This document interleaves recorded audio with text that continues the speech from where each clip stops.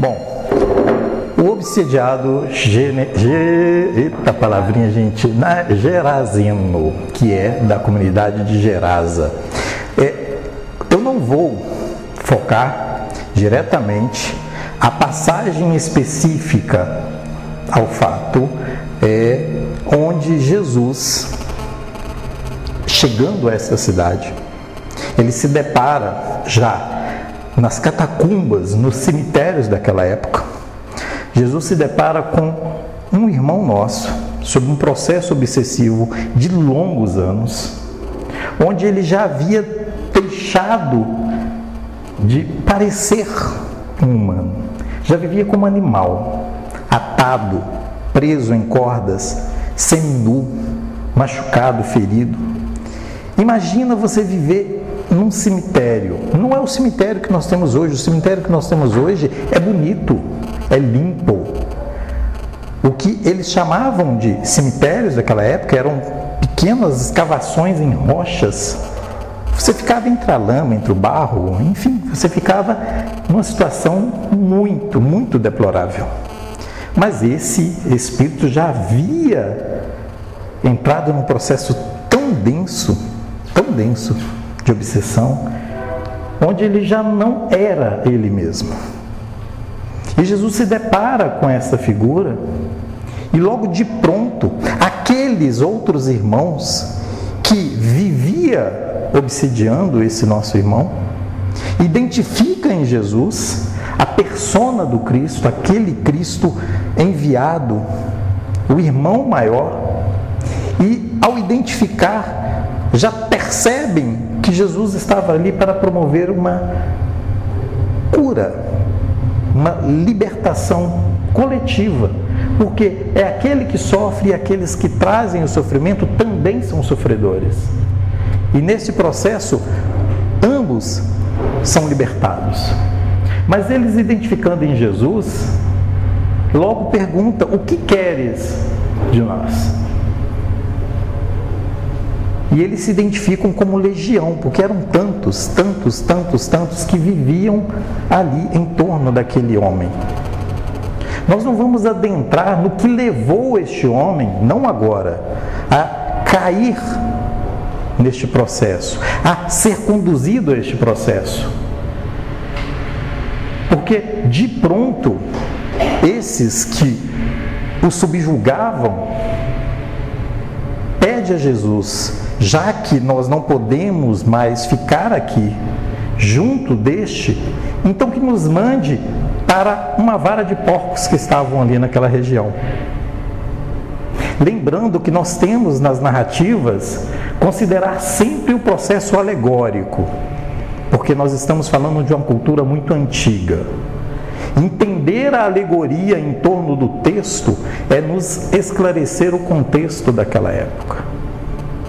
E hoje, mais do que nunca, à luz da doutrina espírita, sabemos, não é possível o espírito, como nós, no grau evolutivo que temos, abrigar corpos de animais irracionais. Mas também sabemos que os animais irracionais tendem a pressentir e até visualizar os desencarnados que nós muitas das vezes não visualizamos. Então, o que se dá é que aqueles porcos, ao se deparar com aquela multidão de desencarnados indo em sua direção, saem debandada, se jogam no mar. Tá? Nós vamos parar a narrativa por aqui, porque, como eu disse, não quero focar no esclarecimento, na reflexão especificamente desse fato. Eu quero fazer o que Amélia Rodrigues, na obra Primícias do Reino, de psicografia de Divaldo, nos leva a refletir um pouco mais do contexto a qual está inserido esta narrativa. Então, Amélia Rodrigues, ela inicia falando para a gente um pouco da região. Ela inicia a narrativa dizendo assim: o mar era grande espelho, levemente ondulado a refletir a poeira de luz do sol nascente, dardejando o ouro. Como se dava o clima naquela época, no momento em que Jesus chegava a Gerasa. O mês de Kislev, que equivale a dezembro e janeiro, portador de tempestades e também o mensageiro da fartura, carreador dos ventos perfumados e leves. Ela descreve para a gente o clima que envolvia a região de Gerasa no momento em que Jesus se aproxima, chega. No entanto, agora começa a nossa reflexão. Porque em meio a esse clima tão propício, um clima ameno, gostoso, tudo isso que envolvia Gerasa, em meio a isso, desponta-se o quê? Correm suaves ruídos pelos arredores e a Penédia triste de Gergesa ou Gerasa fica para trás. Ou seja, ela já começa a dizer que essa situação, esse clima, começa a ficar para trás, começa a se perder. Por que começa a se perder essa beleza? O que causou tudo isso? E aí, nós temos o que a Amélia começa a narrar, dizendo de algumas questões que as pessoas que receberam Jesus, de pronto, não o acolheram. Ela começa mostrando exatamente o momento em que Jesus está deixando Gerasa. O porquê ele deixou Gerasa. As pessoas que ali o receberam não o acolheram. E, ainda mais, se fizeram rogados de muitas questões. Quem era? Não sabemos, respondeu o outro. Por que nos queria falar? Trazia-nos algo? Não indagamos, nem mesmo o deixamos falar.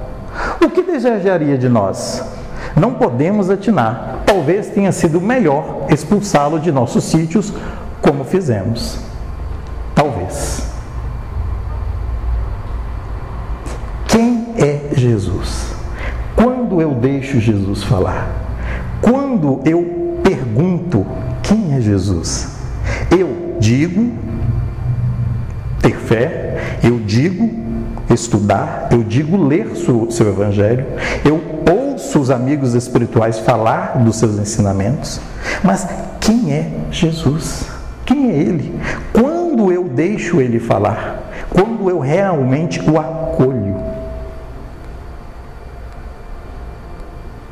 Ou simplesmente eu, nas minhas ânsias, nas minhas angústias, no mundo atribulado que eu vivo, eu o despeço, ou só volto a Ele quando de fato eu sinto necessidade? Jesus é aquela válvula de escape? É isso que eu construo a minha relação com esse que traz a boa nova, esse que acolhe a todos sem nenhum tipo de preconceito ou discriminação? Ele é apenas uma válvula de escape para mim, nos meus momentos de dor?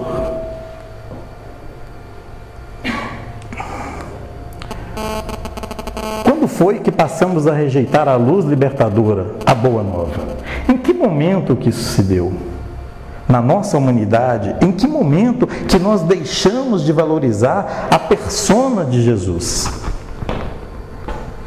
Bom, por isso eu venho voltando a estudar Leon Denis,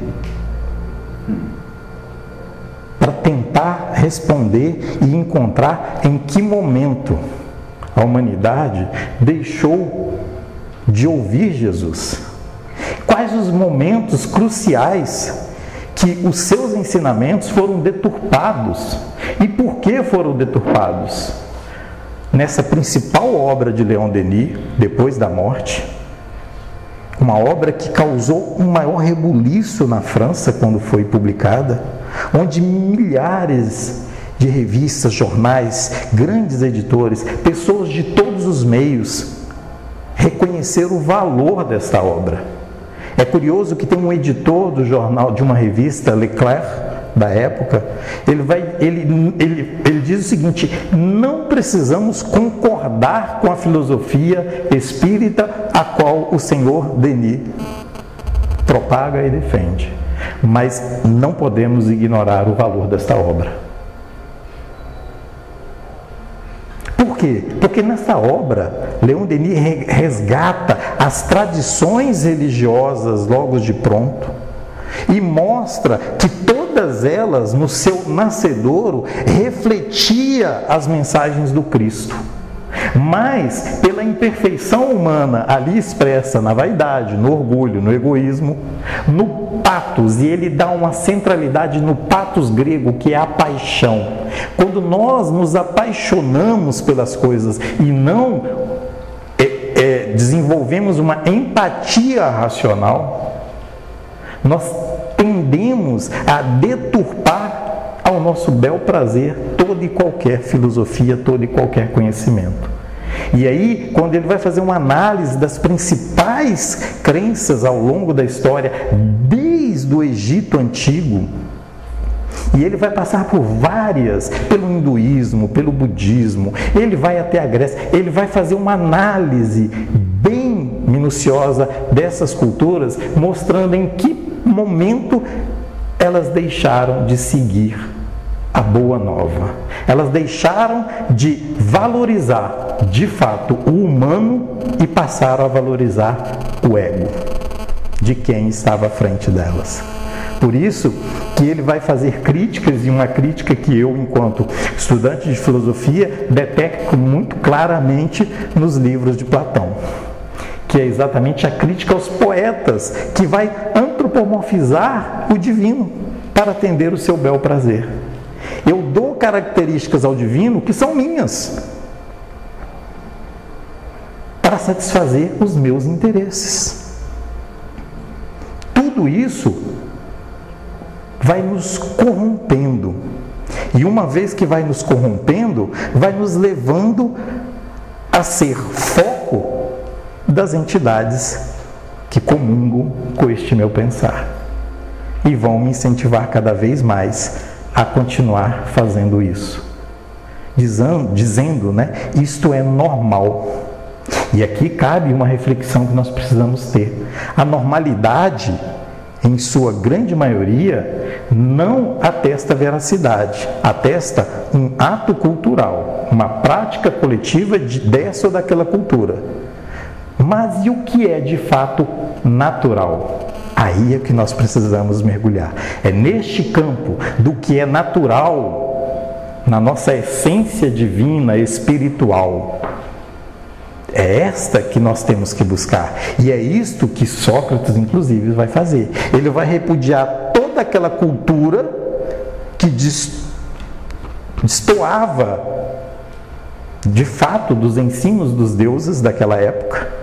E por isso é condenado à morte, porque é acusado de corromper a juventude. Só que ele estava, de fato, levando a juventude ao que precisava ser levado, às causas primárias que nos constituem. Mas isso ia contra o poder vigente daquela época, e não podia. Então ele é condenado à morte. Assim como fez Jesus. Foi condenado à morte porque destoava de todo um sistema de castas doutrinárias que deturparam, né? Como ele mesmo dizia aos sumos sacerdotes: vocês que dizem estudar as leis mosaicas, vocês não adentrarão os reinos e, pior ainda, não permitem que os outros adentrem porque estão corrompendo a fé deles. Estão levando-os para o caminho errado. Estão fazendo com que eles errem também.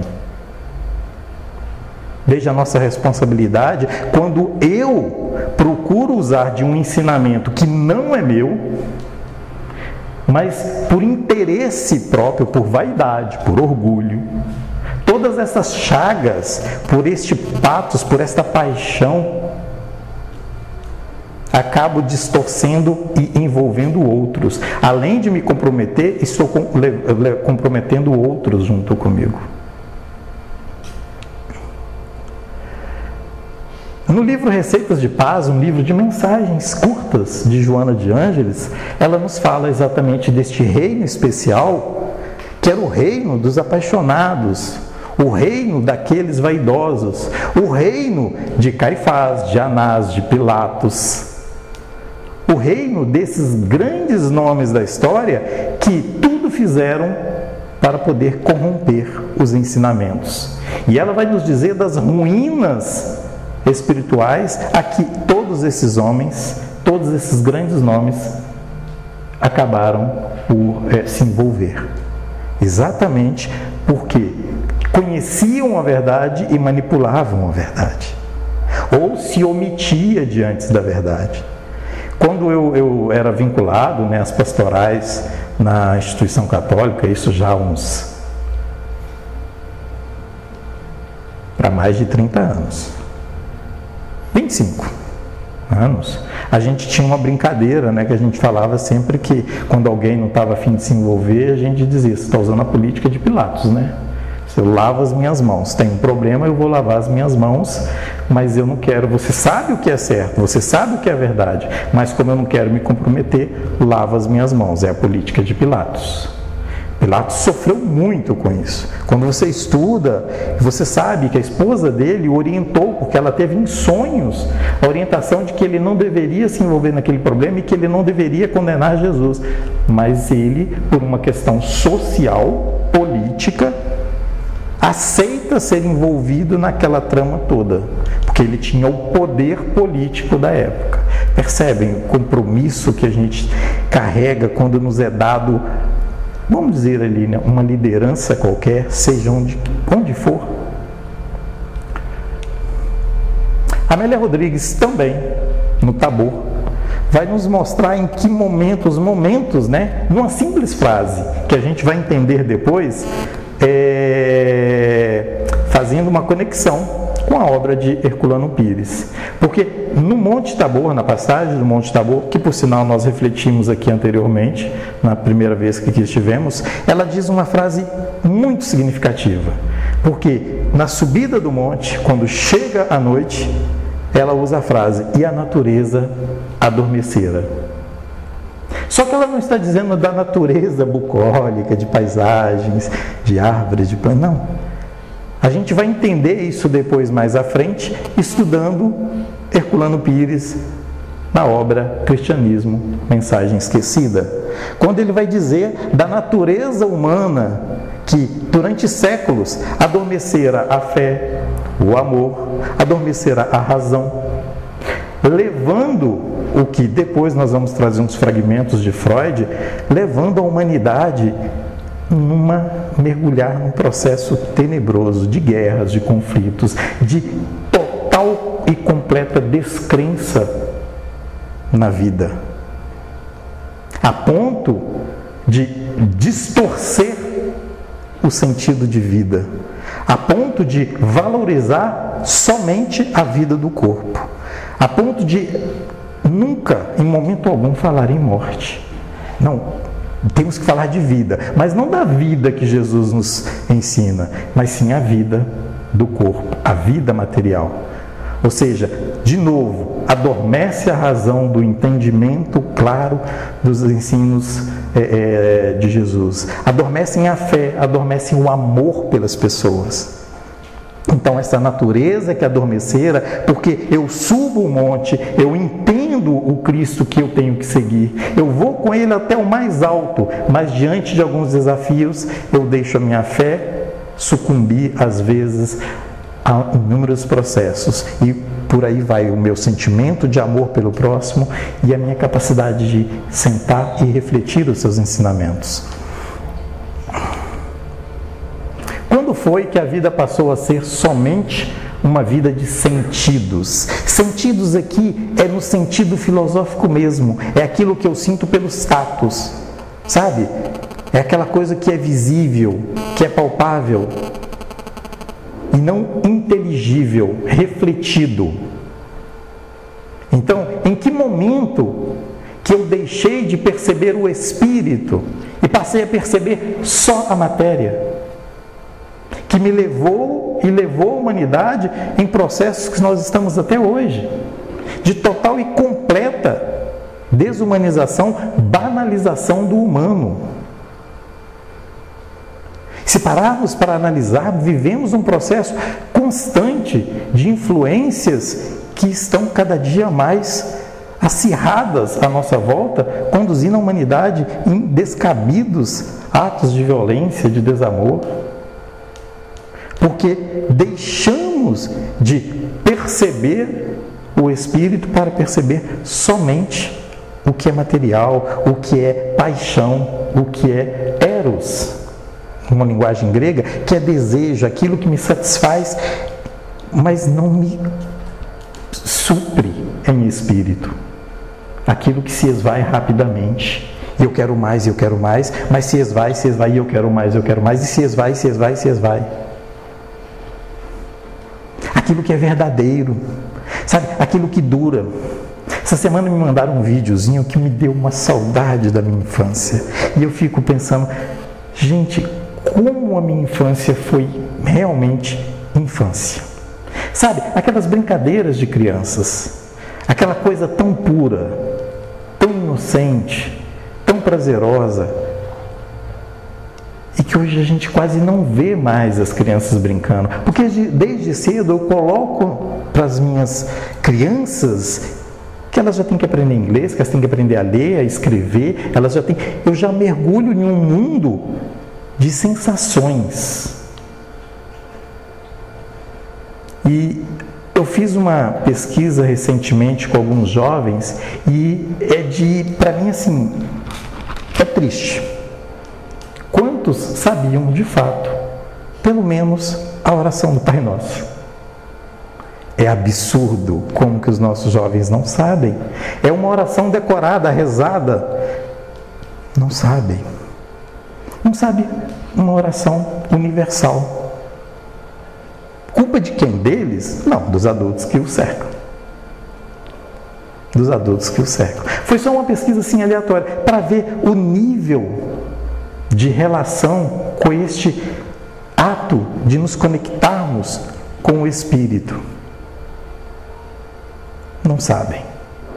E aí eu me lembro da minha infância, pequeno, sentado no chão, minha mãe na cama me ensinando aquelas orações tradicionais, mas criando um vínculo desde cedo com o que é verdadeiro, com o Espírito. Vocês devem estar pensando assim, no que tudo isso tem a ver com o obsidiado.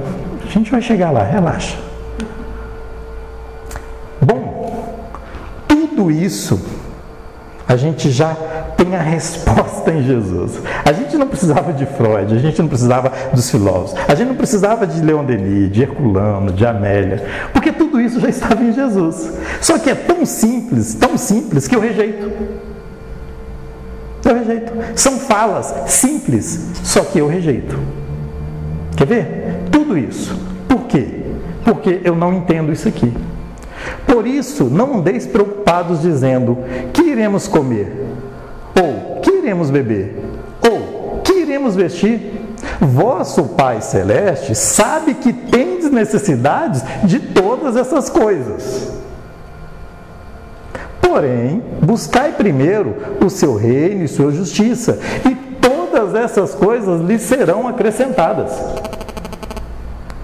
Todas essas coisas lhe serão acrescentadas. A vestimenta, o alimento, tudo lhe será acrescentado quando você busca o que é justo, o que é verdadeiro, o reino, que não está em lugar nenhum, como diz Marcos. O reino não é um lugar, não está aqui nem acolá, está dentro de vós. É preciso olhar para dentro para encontrar esse reino. Não vos preocupeis com o dia de amanhã, pois o dia de amanhã se preocupa consigo mesmo. Essa é uma frase bem filosófica. Só no final que a gente vai poder amadurecer um pouquinho. O dia de amanhã se preocupa com o dia por si mesmo, né? Desde quando o dia se preocupa com o dia? Quem é o dia? Né? O que é esse dia nessa linguagem de Jesus? Porque o início eu entendo, mas agora que ele fala, o dia vai se preocupar com o dia se preocupa com ele mesmo, né? Mas a gente vai chegar lá. A cada dia basta o seu mal.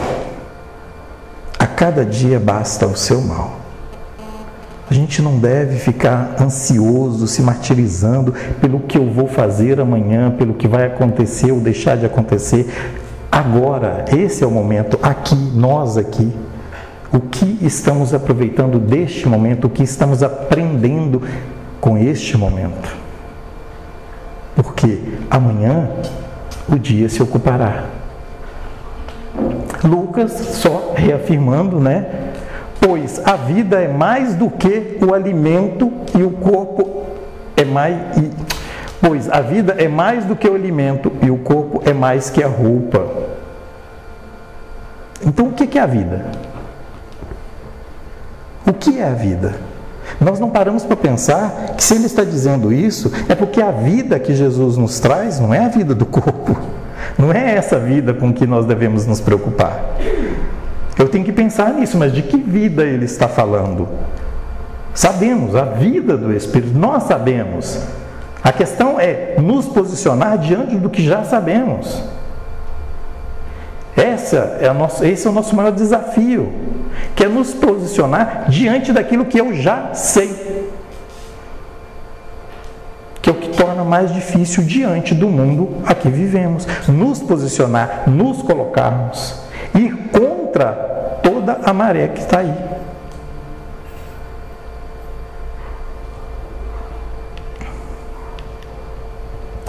Bom, eu vou aproximar um pouquinho aqui, só para eu ler.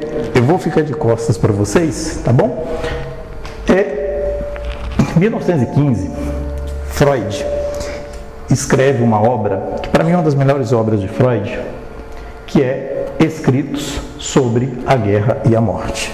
O mundo havia saído de uma grande guerra e a humanidade estava totalmente desolada. Sabe por quê? Chegou à conclusão que o humano não valia nada. O humano não valia nada. Era um boom e morria milhões. Então ele vai dizer ali, olha, arrastados pelo turbilhão desta época de guerra, informados de modo unilateral, sem distância quanto às grandes transformações que já se realizaram ou se começam a realizar e sem vislumbre do futuro que já se está a configurar, desencaminhados, andamos num significado por nos atribuídos as impressões que nos oprimem e no valor dos juízos que formamos. Perdemos a nossa capacidade de ajuizar o que realmente é verdadeiro. A vida, como nós deveríamos valorizar, diante de tanta atrocidade, diante de tanta dor, diante de tanta desvalorização do humano em prol de terras, em prol de riquezas, em prol de conquista, de domínio, exterminamos milhões. Então todo e qualquer significado de humano perde seu sentido. A psique humana sofre um abalo enorme. No livro Pesquisa sobre o Amor, Herculano Pires vai mostrar isso. Como que a psique espiritual, como o espírito, ele vai perdendo isso diante de tantas atrocidades, diante de tanta barbárie. É o que Leon Denis, que Herculano vai dizer, do adormecimento desta natureza. Porque nos perdemos diante de tanta barbárie. Quer parecer-nos que jamais o conhecimento algum terá destruído tantos e tantos preciosos bens comuns à humanidade, transformado tantas inteligências lúcidas e rebaixado tão profundamente as coisas mais elevadas. Até a própria ciência perdeu o seu desapaixonado imparcialidade. Os seus servidores, profundamente amargados, procuram dela extrair armas para prestar um contributo à luta contra o inimigo. O antropólogo declara inferior e degenerado o adversário, e o psiquiatra profere o diagnóstico da sua perturbação mental ou anímica. Mas provavelmente sentimos com desmedida intensidade a maldade dessa época e não temos direito algum a compará-la com o mal de outras épocas que não vivemos. No livro Depois da Morte, Leon Denis fala que não nos cabe comparar as atrocidades de uma época com a outra. O que precisamos analisar é a atrocidade que nós vivemos no momento em que estamos. Quais são as suas causas? E as causas estão sempre no humano, estão sempre nessas imperfeições humanas, de vaidade, de orgulho, de domínio. Tudo isso nos levou ao esquecimento do verdadeiro sentido da vida. A vida do Espírito.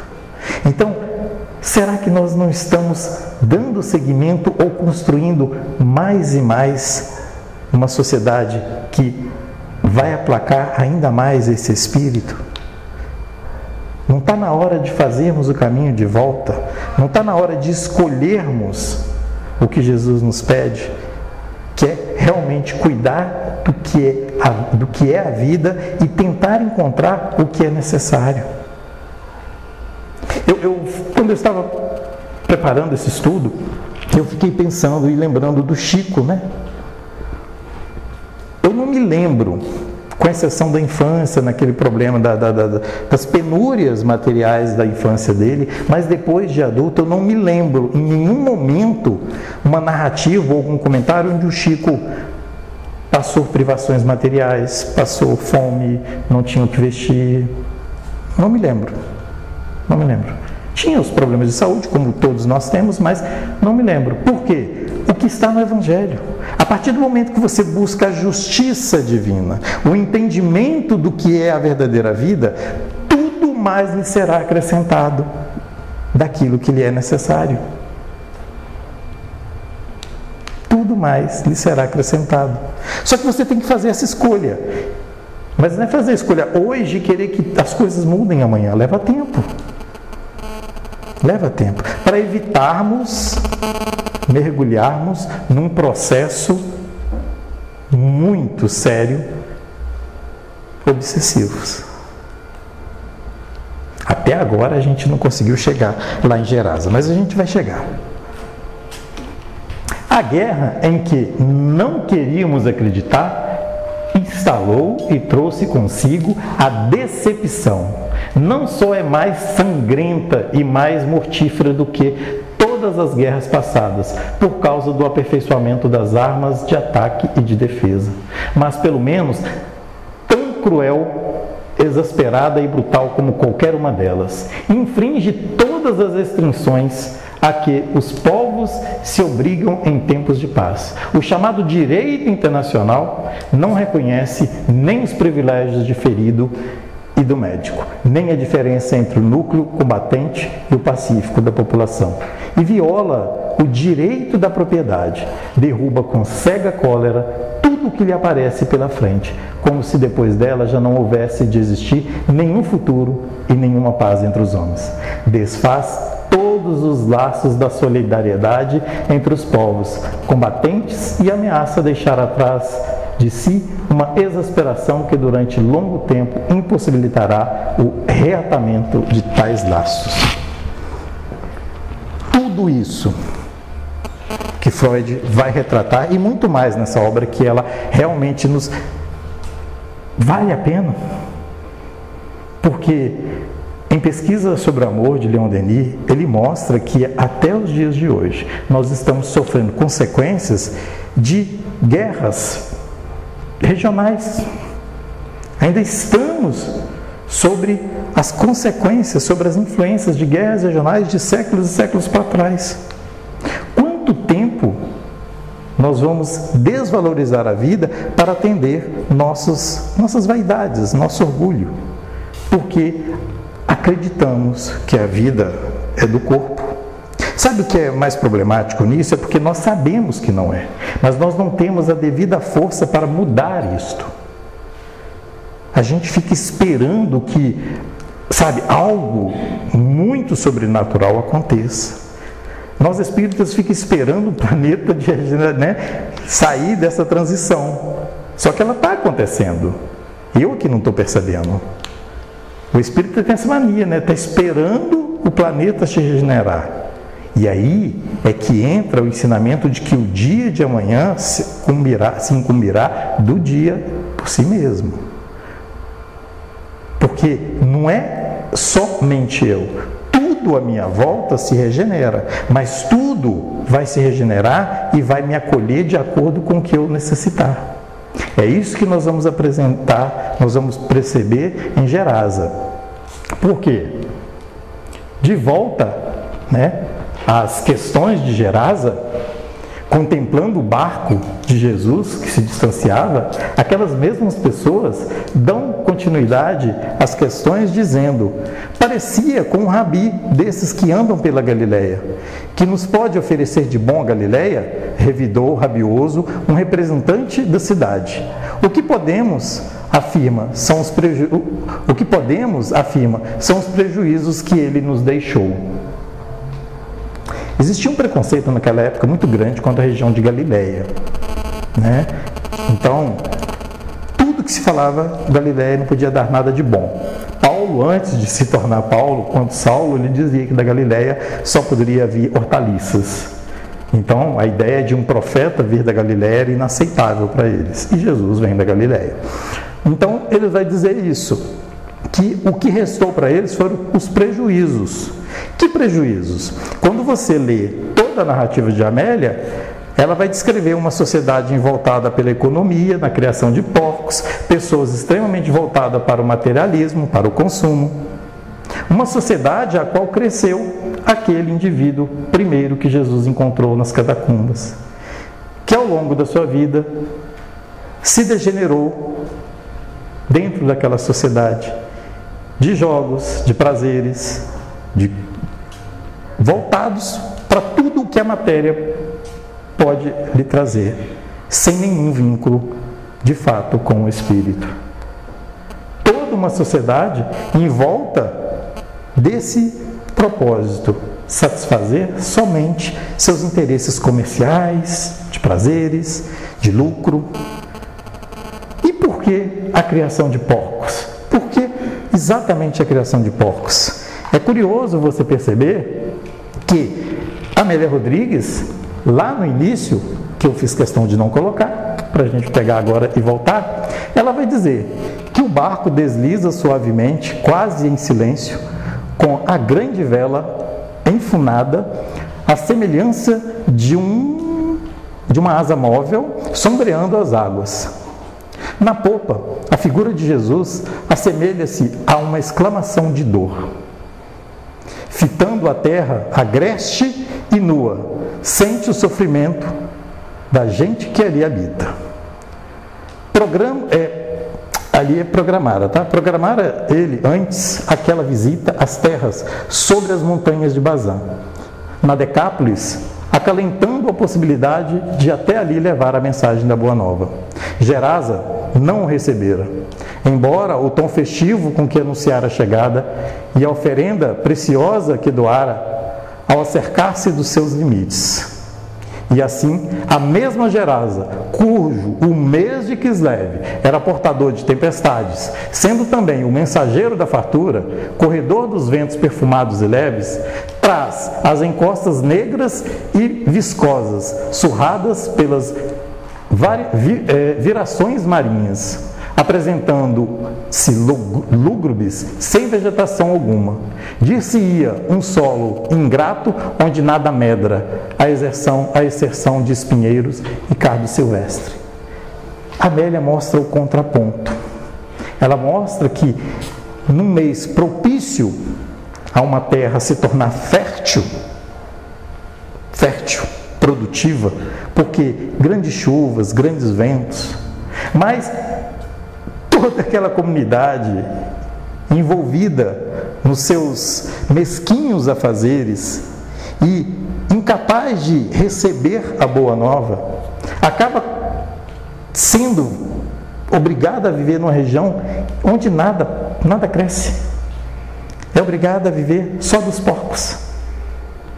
Vive só desse tipo de renda.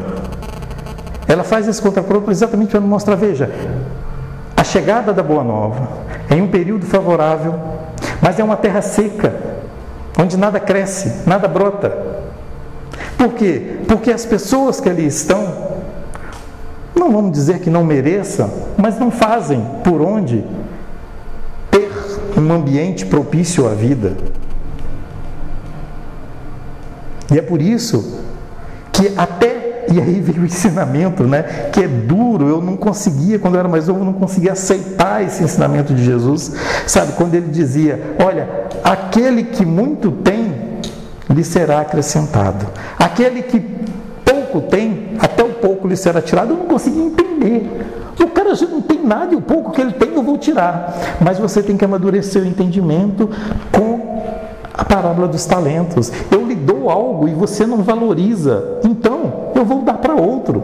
Eu vou tirar, porque se você não valoriza o que eu lhe dei, se você não investe como aquele que recebeu 10, opa, eu sei que o Senhor é zeloso com as suas coisas e por isso eu vou investir para que quando ele retornar e me pedir de volta, eu vou dizer para ele, olha, trabalhei, produzi, estou lhe devolvendo em dobro. Aquele que recebeu 5 fez a mesma coisa, mas aquele que recebeu 3, preguiçoso, medo, não quis trabalhar e guardou. Então o Senhor disse, você é preguiçoso. Então tomou até aqueles 3 que havia lhe dado e deu para outro. Então até aquela economia que eles tinham, eles são tão avarentos, que agora eles vão ter que tentar descobrir uma outra forma. E é curioso que a Amélia Rodrigues vai dizer que aquele homem que foi liberto de um processo, tenta depois dizer para eles de tudo que Jesus havia proporcionado. E até a este homem eles rejeitam. Perceba que quando nós estamos tão mergulhados num processo de orgulho, de vaidade, nós não enxergamos a luz que se faz diante de nós. E aí, por isso que eu fiz todo esse retrospecto com alguns autores, com Leon Denis, com Freud, mostrando que a humanidade tem que estar atento nos processos de dores para não deixar definitivamente a vida se esvair, a verdadeira vida. É não deixar que o mundo que está hoje à nossa volta, um mundo de violência, um mundo de desamor, um mundo onde o ser humano é cada vez mais banalizado, um mundo onde os prazeres efêmeros são cada vez mais ressaltados. A liberdade não é liberdade, é licenciosidade. Então, se eu não focar na verdadeira vida, tudo isso há de nos consumir. E até o pouco que nós temos pode ser tirado, porque em outros orbes, em outros mundos, há alguém trabalhando, há alguém querendo evoluir, há alguém crescendo. E se eu não encontro em Jesus essa pessoa, que é o nosso modelo e guia, como nos diz a doutrina, como o Evangelho retrata, como João deixa claro, ser ele o caminho da verdade e da vida. Que é uma tradução que você tem lá, Jesus é o caminho, a verdade e a vida. Não, isso é um endíase, né, que é conhecido das traduções hebraicas. Ele é o caminho da verdade, ele é o caminho da vida. Eles omitiam esse "da" nos escritos da época. Então, por isso que eu estava, ele é o caminho e a vida. Não, ele é o caminho da verdade e da vida. Eu só preciso encontrar isso. Eu preciso debruçar sobre os seus textos, que são simples. Vocês viram, nós vimos. É simples. Não tem nada obscuro ali. Só que é tão simples que eu rejeito. Eu rejeito entender que o necessário. Qual é o meu necessário? Você sabe qual é o seu necessário. Deixe de ser um pouquinho vaidoso, deixe de ser um pouquinho orgulhoso e você perceberá que você às vezes tem muito mais do que precisa. Muito mais. E deixe de ouvir o mundo que diz que você merece mais e mais. Porque você trabalha, porque você... Sim, eu mereço. Mas será que o outro não merece mais do que eu? Ou um pouco mais do que eu tenho? A avareza, o orgulho, a vaidade vem conduzindo a humanidade a temer a vida, a verdadeira vida. quando deveríamos, na verdade, buscá-la ansiosamente. É isso que Gerasa nos ensina, é isso que o obsediado genezareno vai nos ensinar. Não é a cura libertadora ali do processo obsessivo, mas é todo um contexto sociopolítico, religioso, cultural, que leva as pessoas a este processo. A Amélia Rodrigues nos convida a essa reflexão. Porque a simples narrativa já está no Evangelho, mas essa narrativa, esse fato se dá em que momento, em que contexto, por que isso? E é exatamente o que a Amélia Rodrigues faz, é tirar aquela narrativa dentro de um contexto para que a gente possa entender que é muito mais amplo este processo, mas também nos dá as receitas para podermos não mergulhar neste processo. Por isso, meus irmãos, é que a gente precisa entender que Gerasa recebera a visita da face amorosa do Cristo, mas não reconhecera.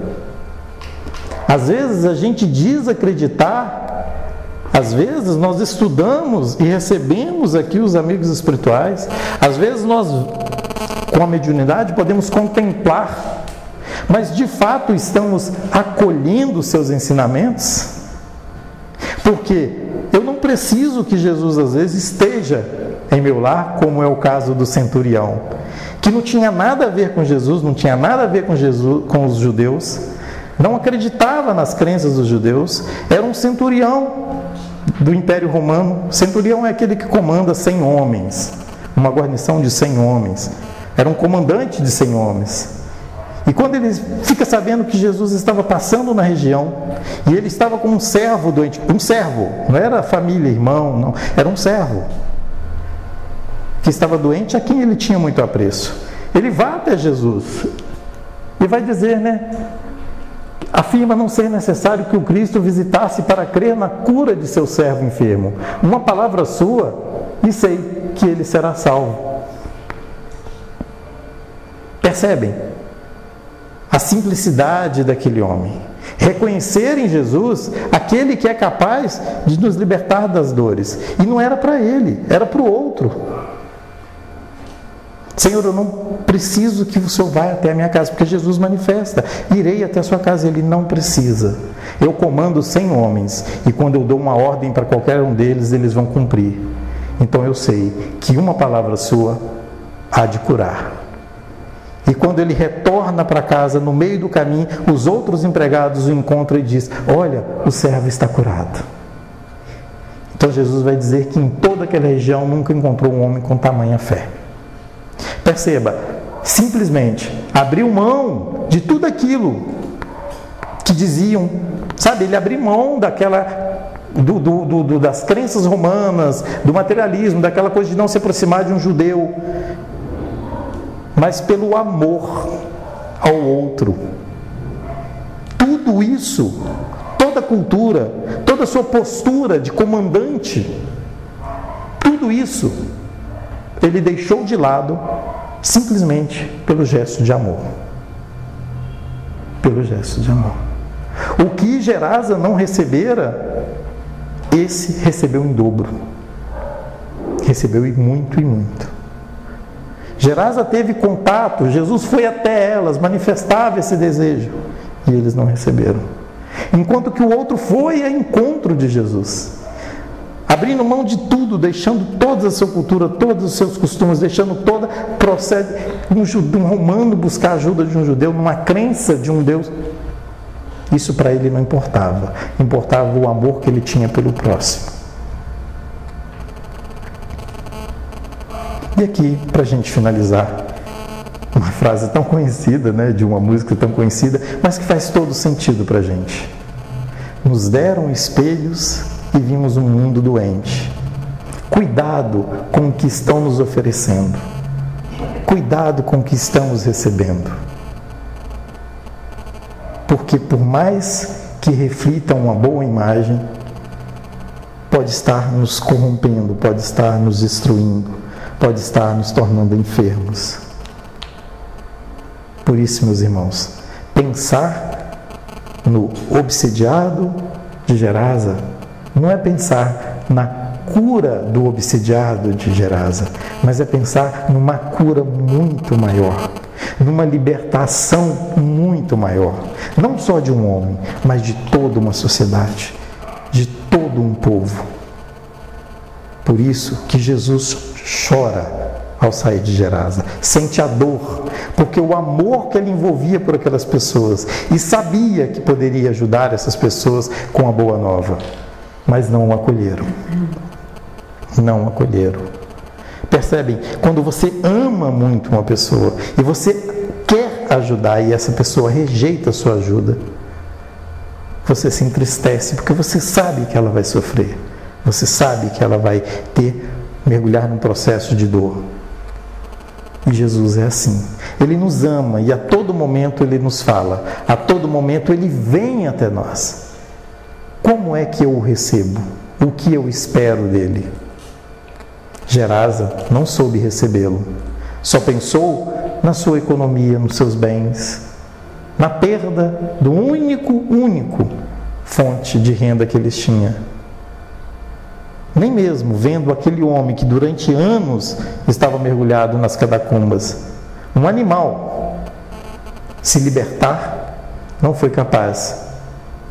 Por isso que tem uma passagem que os sumos sacerdotes pedem a Jesus para que ele faça um milagre. Ele fala, qualquer coisa que eu fizer não vai convencê-los. Não é assim. Não é assim. É eu que tenho que me convencer. É eu que tenho que me libertar.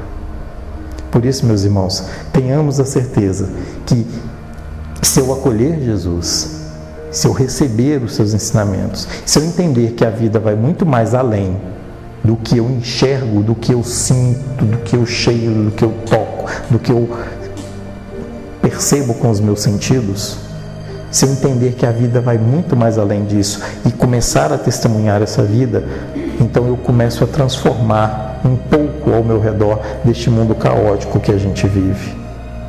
Essa é a proposta de hoje. Pensar em Gerasa, pensar no centurião, pensar na verdadeira libertação que Jesus poderia ter proporcionado àquela sociedade, mas proporcionou e proporciona a nós, se nós assim desejarmos. Que Ele continue sendo o nosso modelo e guia para sempre e que nós possamos realmente segui-lo. Que assim seja.